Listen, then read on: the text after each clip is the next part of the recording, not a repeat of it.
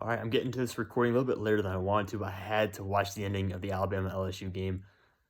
LSU was knocked off Alabama, so Clemson's season might be over as far as the college football playoff, but so is Alabama's. So the saying is misery likes company, and right now there's a lot of misery to go around. So I'm actually feeling pretty good considering that this is the end of our season as far as college football playoff hopes go, because Alabama's right there with us, and possibly Tennessee, depending on how the rest of the season plays out.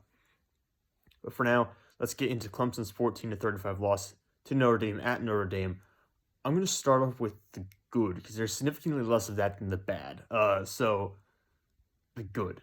At the end of the game in the fourth quarter, we had some good touchdown drives where I thought the offense actually uh, ran the plays it probably should have been running for most of the game. There was tempo.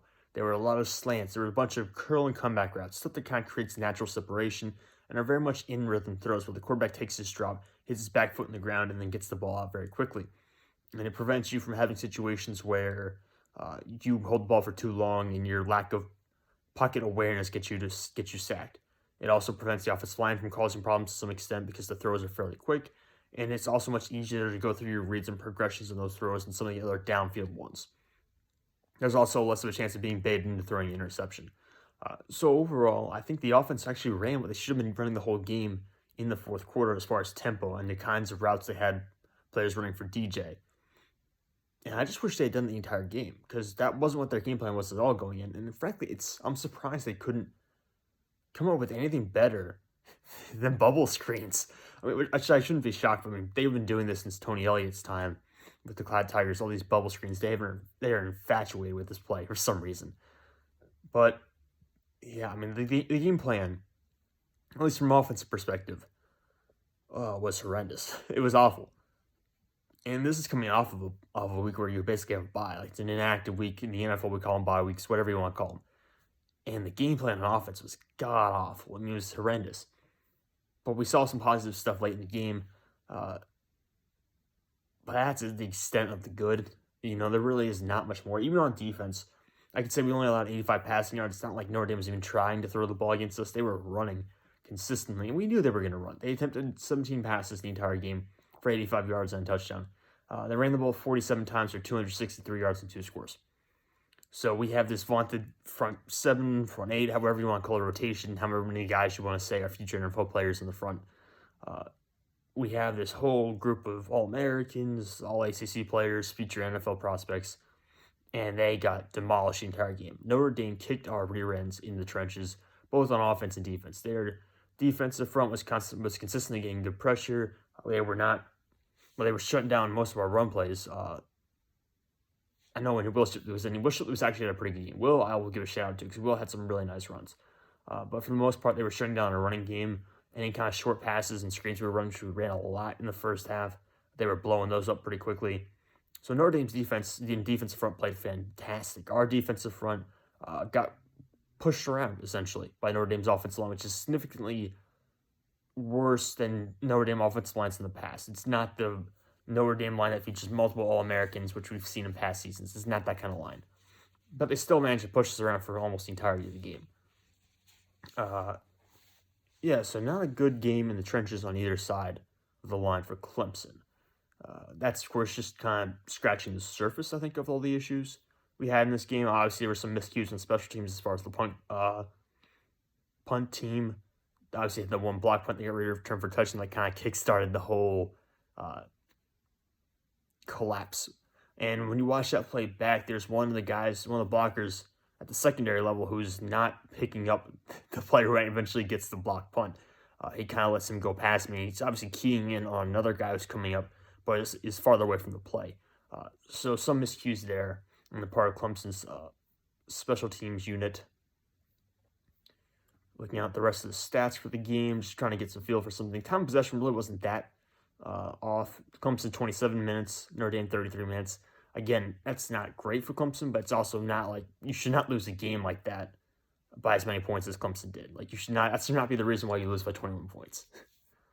So not terrific there. First downs, 21 for Clemson, 24 for Notre Dame. I'd be interested to know how many of those first downs came in the fourth quarter because I'm guessing a lot. Clemson didn't force any turnovers. Notre Dame had 2 interceptions plus the block punt. Total yards, 281 for Clemson, 348 for Notre Dame. Again, I would wager to say a lot of that came in the fourth quarter for Clemson when Notre Dame's backups were in the game. Let's see, what else? Third down efficiency, 4 of 11 for Clemson, 6 of 12 for Notre Dame. Not the reason you lose the game because of that necessarily, although it did certainly play a factor because I believe Clemson failed to convert a third down in the first half, I want to say. I'm not entirely sure. You would have to go back and look through the game log for that, but I felt like they failed to convert a third down in the first half. None of the receivers really consistently created separation today. I know I've said Antonio Williams has done it pretty well in the past, and he did have some nice plays early in the game, but really didn't get to be consistently involved in the offense today. Davis Allen got a number of passes, but a lot of them were on third down, and they were short of the line to gain. Ngata, we've talked about in the passing. We talked about E.J. Williams before. Their inability to separate downfield. Bo Collins is not a great separator, though I think he's better than Ngata and Williams. But he didn't have a good game. Of course, he started by getting called for 2 holding penalties in the very first drive for Clemson. Basically, kind of set the tone for the entirety of the game, I guess you could say. Because that's really what Clemson played like for the entire day. One big screw-up, essentially. All right, let's go to the quarterback play. I'll just get this whole thing out of the way regarding DJ, Cade Klubnik, and Dabo Swinney. Dabo's decision to pull DJ early on in the second half and put Cade in. I understand why, because you're hoping for a spark, but Cade Klubnik's not provided a spark for you at any point this season, outside of the Georgia Tech game where he had 1 or 2 good drives. And people will say, it's not true. He authored the comeback against Syracuse. Guys, he threw for 19 yards against Syracuse. He threw for 19 yards. What he did is he took the snap and handed the ball off. And that's what he did for the majority of the game against Syracuse when he was in. He also did get a PI call on a deep throw to a contested receiver, which I'm not sure was even a catchable pass in hindsight, but it was a PI that helped us out quite a bit. But he had 19 passing yards the entire game. He was not the reason we won that game against Syracuse. But a lot of people seem quick to crown him the next guy and want to credit him with that win. Not the case. DJ was indeed the worst quarterback that day. Don't get me wrong. DJ played awful. And he needed to be pulled for Cade. He needed to be pulled out of that game. But that doesn't mean Cade was ready to come in and play, especially not ready to come in the second half against Notre Dame in South Bend and try to save the season. He was not ready for that. And he showed that because he came in and his first pass was an interception when he throws trying to roll away out of the pocket, throws off balance, throws a wobbly ball right to the Notre Dame defender. So, Cade is not ready to play this year. At least not ready to play in a way that's going to make us competitive. And when I say competitive, I mean college football playoff, ACC championship level competitive. I don't see him as that kind of guy right now. I'm not saying he couldn't be in the future, but right now he has a lot of the flaws you look at as a freshman. And DJ, to be clear, has a lot of the same flaws, and he's been more experienced. So it's kind of disappointing he still has those issues, but at the same time, DJ is much more technically refined than Cade, and Cade is much more, what I should say, nervous, I guess is the right way to say. Plays nervous, essentially. Like a deer in headlights to some extent, in terms of when he's facing pressure, or even just normal plays. I mean, the past couple of weeks, when you even ask him to run routine plays, he seems to freeze up quite a bit. So, if you're trying to win now, which Clemson obviously is, DJ is the guy you want to roll with. If you're playing for the future, maybe you want to get Cade some snaps. But I think Clemson is always in win-now mode, so DJ should be your guy.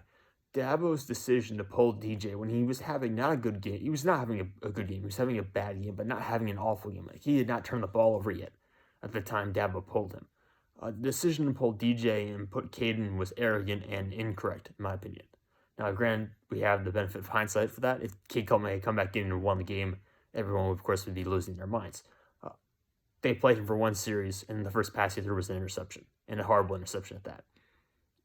There was no way he was leading to come back to win this game. He's just not ready. He's not ready. This is not Trevor Lawrence. This is not DJ Uiagalelei as freshman. This is not any of those guys. Cade Klubnik probably could not beat out Kelly Bryant right now if we had prime Kelly Bryant back. Cade is not that guy right now. And I think that's pretty obvious if you've watched him in any of the games since Georgia Tech. Obviously, he had a pretty good game against Georgia Tech, but since then, I mean, even in the game, I think he was in for La Tech for a little while. When La Tech started getting back into that game, he's not been very good this year.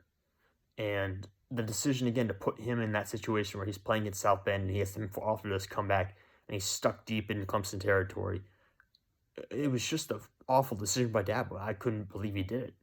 After all the, again, I should shout out DP for the Draft Network, Damian Parsons, who kept telling me that's all. Dabo's all talking coach speak. He's just making stuff up about this being DJ's team and not going to pull DJ and all that kind of stuff. I have to give a DP a shout out because I didn't believe it. I thought they were definitely going to keep DJ in consistently and not pull him out. And instead, they went back on what they were saying. They pulled DJ out, despite DJ not having a terrible game up to that point, not playing well, but not having a terrible game. And then Cade comes into the game and essentially slams the door shut on Clemson coming back into the game by throwing an interception that led to a Notre Dame touchdown soon after.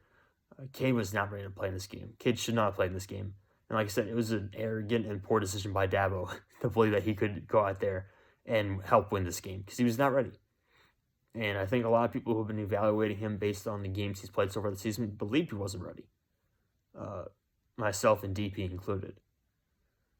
Not saying DJ was good tonight. He was not because he threw that pick six later in the game. So it wasn't like he was doing much better. I shouldn't say that. He was much better tonight than Cade because we saw Cade throw one pass and it was an interception. But